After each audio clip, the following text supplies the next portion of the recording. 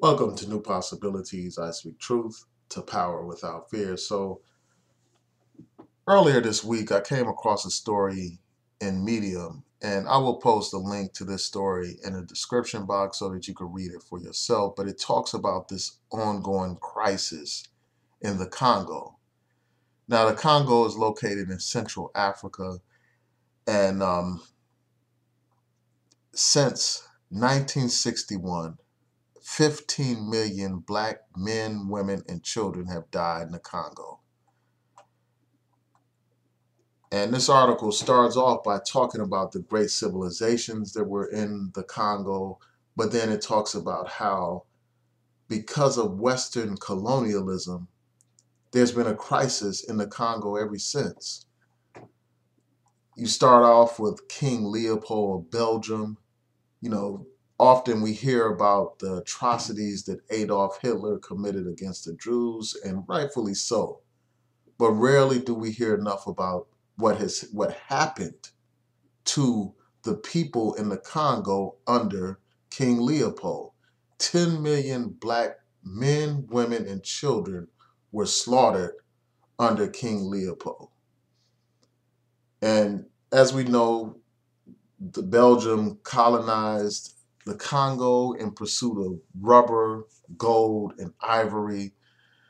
And not only did this king slaughter people, this king actually cut off people's limbs. And I'm going to show you images now so that you can know exactly what we're talking about. This was a brutal colonialist. And this goes into the history how after King Leopold passed away, Belgium fell into other hands, other colonialist hands. And it talks about how eventually the people of the Congo rose up and they overthrew the colonialists, and Patrice Lumumba became the prime minister of that country. But as we know, he was quickly overthrown and he was assassinated by a coup backed by the United States of America. So the United States has its hands all in this situation involving the Congo. It has played a key role in the crisis that we see in the Congo. And then after Patrice Lumumba was overthrown, later on, a dictator was installed into power, Mobutu. Now, this dictator Mobutu enjoyed support from the United States and other colonial powers. Um, this guy Mobutu helped return power to Belgium rule. He was brutal. He brutally executed members of Lumumba's pro-revolutionary groups, and any kind of threat to his authority was smashed.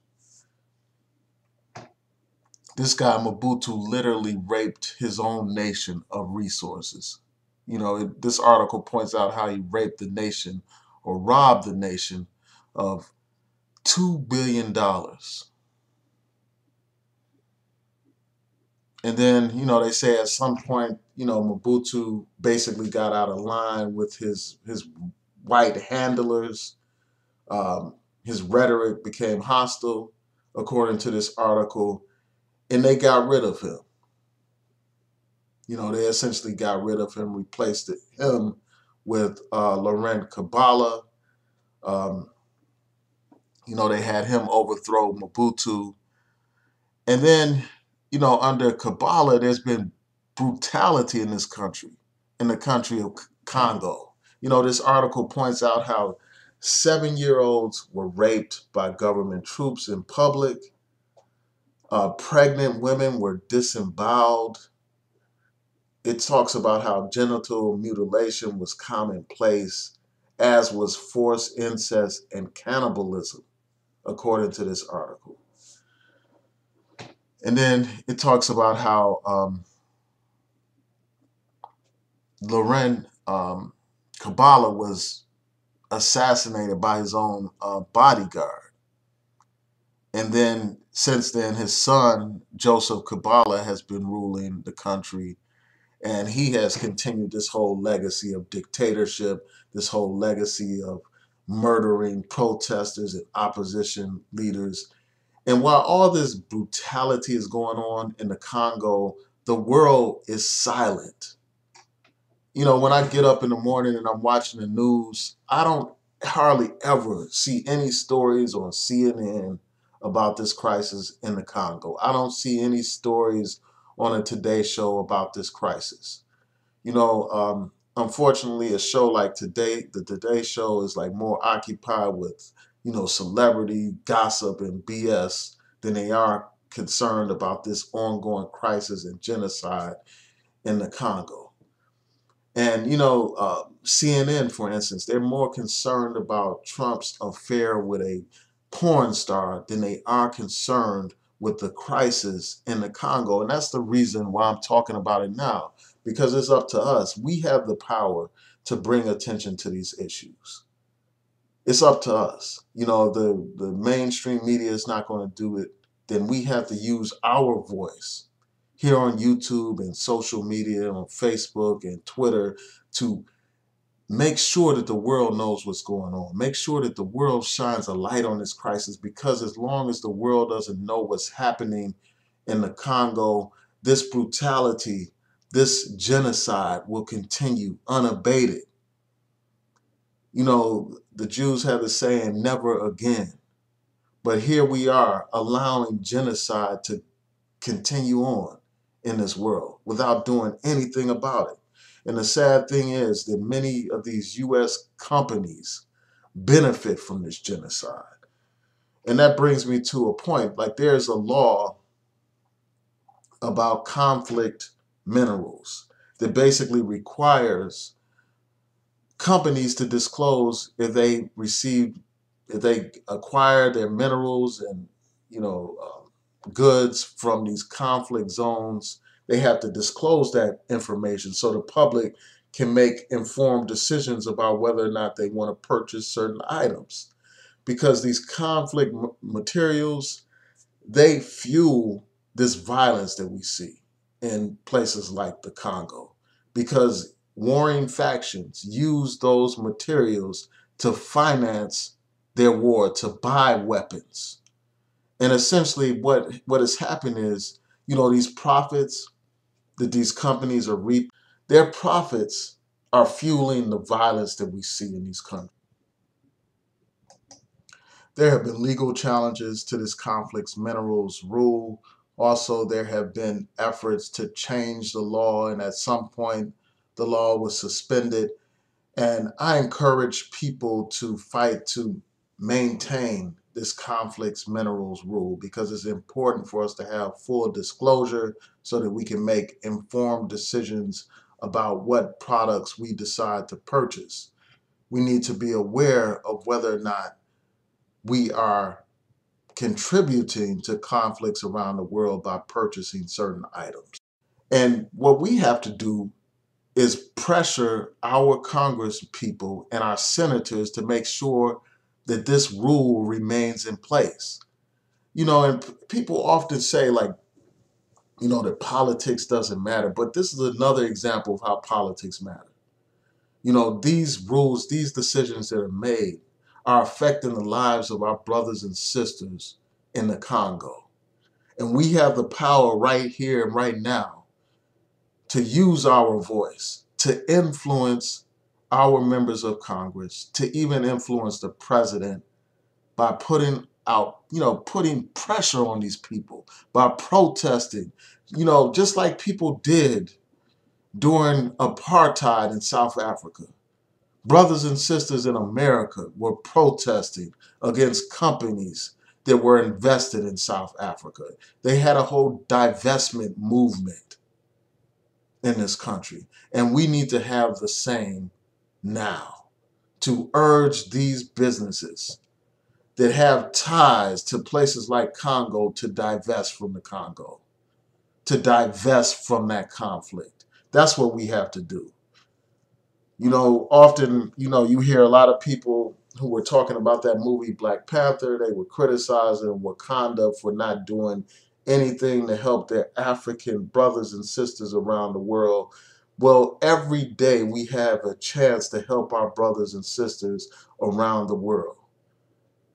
Despite our situation, despite the discrimination that African Americans face in this country, we still are in a certain position of influence and privilege compared to other parts of the African diaspora. We have the power to affect policy in this country. We have the power to make a difference in the Congo if we organize properly and we're focused in this country.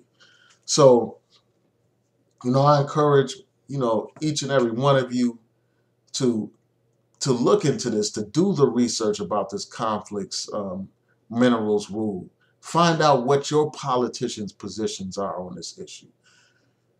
And we need to go directly to these companies that we pay, that we purchase products from, and demand that they only use conflict-free materials. If a company is investing, their money into these conflicts by using these conflict minerals, we have to let it be known, and we should not support those companies. We need to boycott companies that are fueling this conflict, this outright genocide in the Congo.